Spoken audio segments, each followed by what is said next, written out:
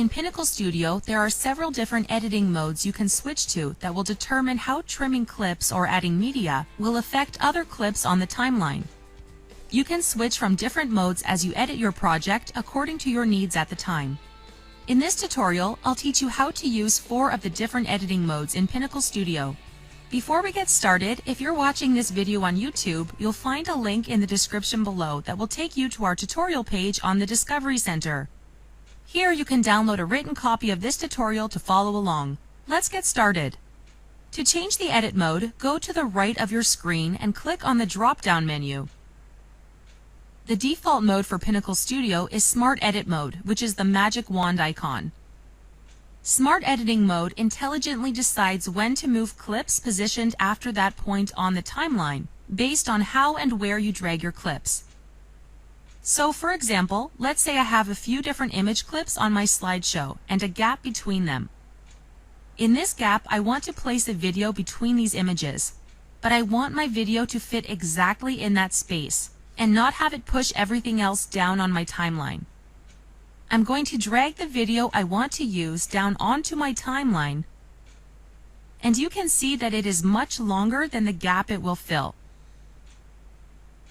But in using Smart Editing Mode, Pinnacle assumes that I want to fit this video into this gap perfectly, and will automatically trim the excess part of the video so it fits this space. Now let's click on Insert Mode, which is the arrow icon pointing to the right.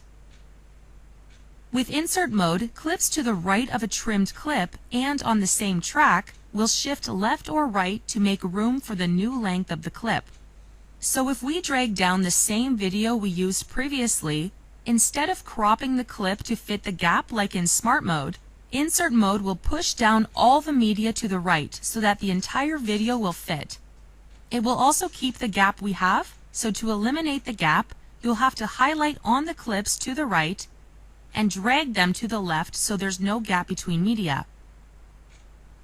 Also in Insert Mode, when we delete a clip, the media is automatically pushed together so there's no gap between clips.